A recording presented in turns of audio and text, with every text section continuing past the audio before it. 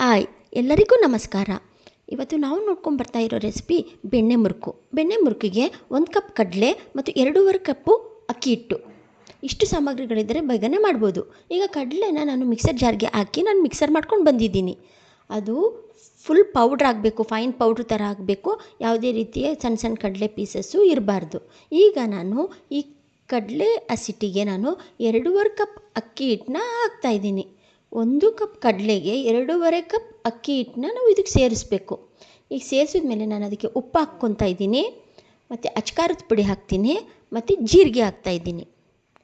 ಈಗ ನಾನು ಇದಕ್ಕೆ ಬಿಸಿ ಬಿಸಿ ಎಣ್ಣೆನ ಸೇರಿಸ್ಬೇಕು.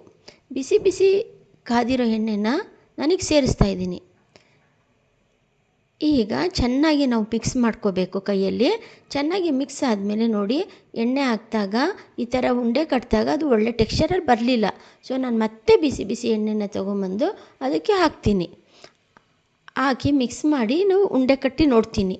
ಅದು ಕರೆಕ್ಟಾಗಿ ಒಳ್ಳೆ ಕನ್ಸಿಸ್ಟೆನ್ಸಿಲಿ ಕೂತಿದೆ ಅಂತ ಗೊತ್ತಾದಾಗ ನಾವು ನೀರು ಹಾಕ್ಬಿಟ್ಟು ಮಿಕ್ಸ್ ಮಾಡಬೇಕು. ನೋಡಿ, ಉಂಡೆ ಕಟ್ಟೋ ಕನ್ಸಿಸ್ಟೆನ್ಸಿಲಿದೆ. ಈಗ ನಾನೇನು ಮಾಡ್ತೀನಿ, ನೀರು ಹಾಕ್ತೀನಿ. ನೀರು ಹಾಕ್ಬಿಟ್ಟು ಚೆನ್ನಾಗಿ ಕಲಿಸ್ತೀನಿ. ಚಪಾತಿ ಹಿಟ್ಟಿನ ಅದಕ್ಕೆ ನಾನು ಕಲಿಸ್ಕೊತೀನಿ. ಸ್ವಲ್ಪ ಸ್ವಲ್ಪನೇ ನೀರು ಹಾಕಬೇಕು, ಇಲ್ಲಾಂದರೆ ಅದು ಪೇಸ್ಟ್ ಥರ ಆಗೋಗ್ಬಿಡುತ್ತೆ. ಈಗ ನೋಡಿ, ಸ್ವಲ್ಪ ಸ್ವಲ್ಪನೇ ನೀರು ಹಾಕಿ ಅದಕ್ಕೆ ನಾನು ಕಲಿಸಿದ್ದೀನಿ. ಚೂರು ತೊಗೊಂಡು ಒಂಚೂರು ಟೇಸ್ಟ್ ನೋಡಬೇಕು. ಉಪ್ಪು ಖಾರ ಸರಿ ಇದೆ ಅಂದರೆ ಈ ಕನ್ಸಿಸ್ಟೆನ್ಸಿಲಿ ಕಲಿಸ್ಕೊಳ್ಳಿ. ಈಗ ನಾನು ಸ್ವಲ್ಪನೇ ಉಂಡೆ ಮಾಡಿಕೊಂಡು ನಾನು ಚಕ್ಲಿ ಮೌಲ್ಡಿಗೆ ಹಾಕ್ಕೊತೀನಿ. ಚಕ್ಲಿ ಮೌಲ್ಡಿಗೆ ನಾನು ಇದನ್ನು ಹಾಕ್ತಾಯಿದ್ದೀನಿ. ಈಗ ಹಾಕಿ ನಾನು ಒಂದು ಪ್ಲಾಸ್ಟಿಕ್ ಶೀಟ್ ಮೇಲೆ ಈ ಚಕ್ಲಿಗಳನ್ನ ಬಿಡ್ತೀನಿ. ನೋಡಿ, ಈ ಥರ ರೌಂಡಾಗಿ ನಾನು ಬಿಡ್ತೀನಿ. ಈಗ ಫಸ್ಟ್ ಟೈಮ್ ಈ ಥರ ಮಾಡ್ತಾ ಇರೋರು ಈ ಥರ ಪ್ಲಾಸ್ಟಿಕ್ ಶೀಟ್ ಮೇಲೆ ಹಾಕಿ ರೂಢಿ ಮಾಡ್ಕೋಬೇಕು. ಆಮೇಲೆ ಇದರಿಂದ ಎತ್ತಿ ನಾವು ಎಣ್ಣೆಗೆ ಬಿಡಬೇಕು. ಸ್ವಲ್ಪ ರೂಢಿ ಆದಮೇಲೆ ಡೈರೆಕ್ಟಾಗಿ ಎಣ್ಣೆಗೆ ಬಿಡ್ಬೋದು. ಈಗ ನಾನು ಪ್ಲಾಸ್ಟಿಕ್ ಶೀಟಿಂದ ಒಂದೊಂದೇ ಚಕ್ಲಿಗಳನ್ನ ನಾನು ತೊಗೊಂಡು ಇದಕ್ಕೆ ಬಿಡ್ತೀನಿ. ಎಣ್ಣೆಗೆ ಈಗ ಬಿಡ್ತಾಯಿದ್ದೀನಿ.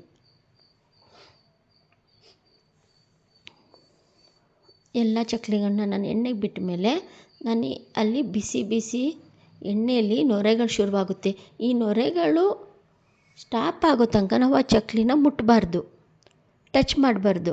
ಏಕೆಂದರೆ ಅದು ಒಡೆದೋಗ್ಬಿಡುತ್ತೆ. ಈಗ ನೋಡಿ, ನೊರೆ ಕಮ್ಮಿ ಆಗಿದೆ, ಟ್ರಾನ್ಸ್ಪರೆಂಟ್ ಕಾಣಿಸ್ತಾ ಇದೆ ಎಣ್ಣೆ. ಈ ಟೈಮಲ್ಲಿ ನಾವು ಅದನ್ನು ರಿವರ್ಸ್ ಮಾಡಬೇಕು. ಹಿಂದ್ಗಡೆ ಬೇಯಿಸೋಕ್ಕೆ ರೆಡಿಯಾಗಿದೆ. ಈಗ 2 ಸೈಡು ಬೇಯ್ತಾ ಇದೆ. ಯಾವುದೇ ಕಾರಣಕ್ಕೂ ಮುಂಚೆನೇ ನಾವು ತೆಗಿಬಾರ್ದು. ಈಗ ನೋಡಿ, 2 ಸೈಡು ನಾನು ಬೇಯಿಸ್ಕೊಂಡಿದ್ದೀನಿ. ಈಗ ನೋಡಿ, ತೆಗಿತಾ ಇದ್ದೀನಿ.